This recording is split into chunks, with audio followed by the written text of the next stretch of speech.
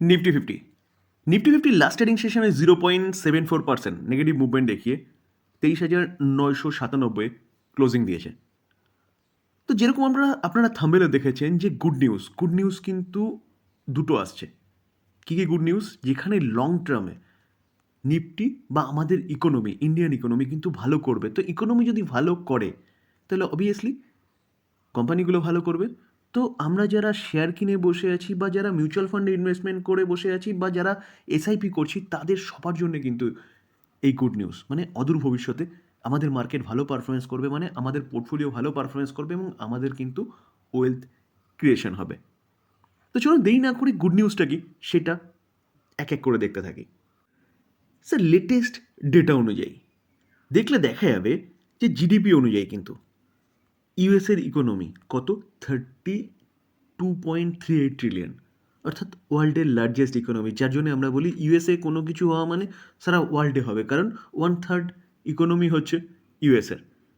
তার পাশাপাশি চায়নাকে দেখলে দেখা যাবে চায়না কত নম্বরে রয়েছে? 2 নম্বরে, 20.85, অলমোস্ট 21.5 ট্রিলিয়ন ইকোনমি, 2 নম্বর ইকোনমি।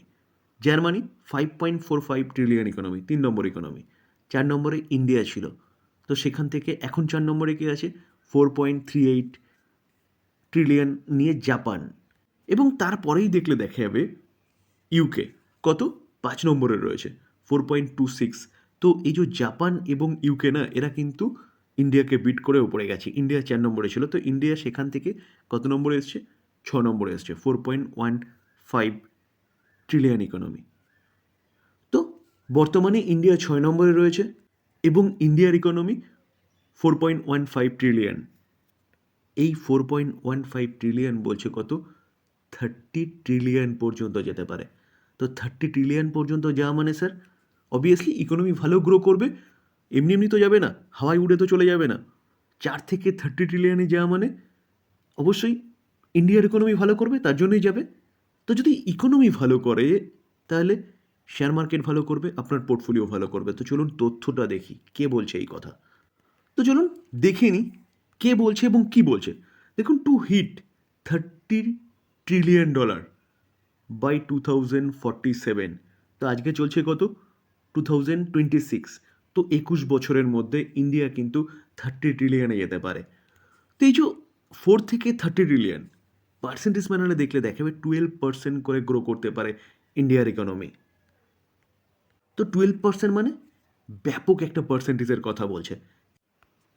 তো এই যে 30 ট্রিলিয়ন এবং 12% করে গ্রো হবে ইয়ারলি, এটা কে বলছে? এটা বলছে কিন্তু chief economic adviser V Nageswaran. তো কে এটা? এই হচ্ছে চিফ ইকোনমিক অ্যাডভাইজার। এবং তিনি আরও কি বলছেন?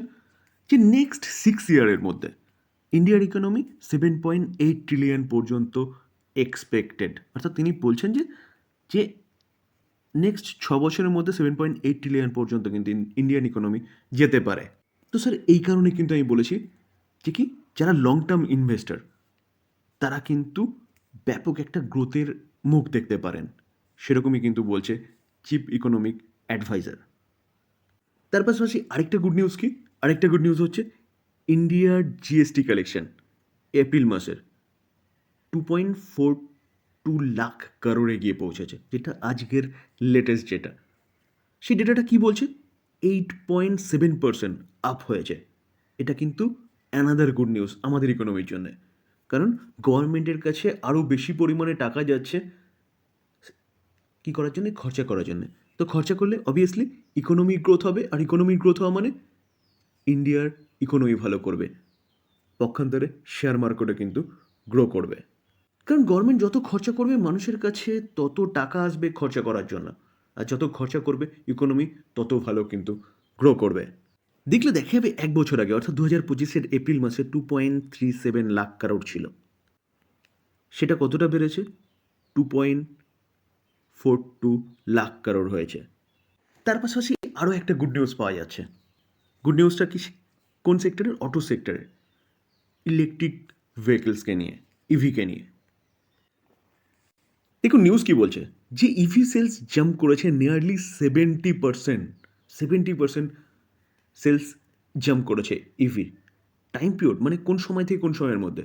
বলছে জানুয়ারি থেকে এপ্রিলের মধ্যে।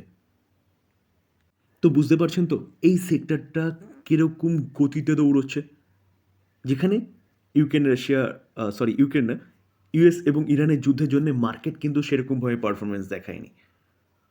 ইভি সেক্টরে যেসব কোম্পানিগুলো রয়েছে সেসব কোম্পানিগুলো কিন্তু তার হাই থেকে অনেকটা নিচে রয়েছে। তো এই সেক্টরে কিন্তু একটা ব্যাপক অপরচুনিটি দেখা যাচ্ছে। কে বলছে? ডেটা বলছে সেই কথা।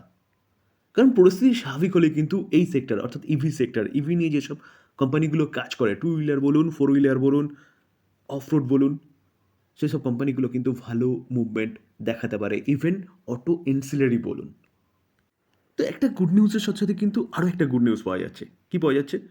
যে যদিও বা এটা রিপোর্টের মাধ্যমে পাওয়া যাচ্ছে, যে এক্সপেক্ট করা হচ্ছে, দেখুন, expected to double in to $70 billion in 5 years. এটা কার মার্কেটের কথা বলা হচ্ছে, অর্থাৎ প্যাসেঞ্জার ভেহিকলসের কথা বলা হচ্ছে, যেটা নেক্সট 5 ইয়ার্সের মধ্যে কিন্তু ডবল হতে পারে। কোথায় পৌঁছতে পারে? $70 বিলিয়ন। কারেন্টলি কত চলছে?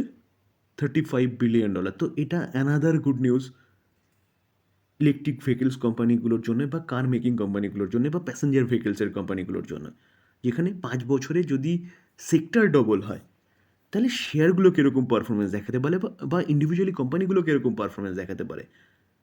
শুধু আমি অটো মেকারদের কথা বলছি না, অটো মেকার কোম্পানিদের কথা বলছি না, তার সাথে কিন্তু অটো এনসিলারি কোম্পানিগুলো কিন্তু ভালো পারফরমেন্স দেখাতে পারে। তো এই জায়গায় দাঁড়িয়ে কিন্তু এই সেক্টরটা নিয়ে আপনারা চিন্তাভাবনা করতে পারেন। দেখুন, কোনো বাই রেকমেন্ডেশন নয়। আবারও ডিসক্লেমার দিয়ে রাখি, কোনো রকম কোনো বাই রেকমেন্ডেশন নয়। এই ভিডিওতে যেসব তথ্যগুলো নিয়ে আলোচনা করলাম সেগুলো জাস্ট লার্নিং পারপাস। বাই করবেন, সেল করবেন, নিজে ভালো মতন অ্যানালাইসিস করবেন, তারপরে করবেন। থ্যাংক ইউ, ভালো থাকবেন।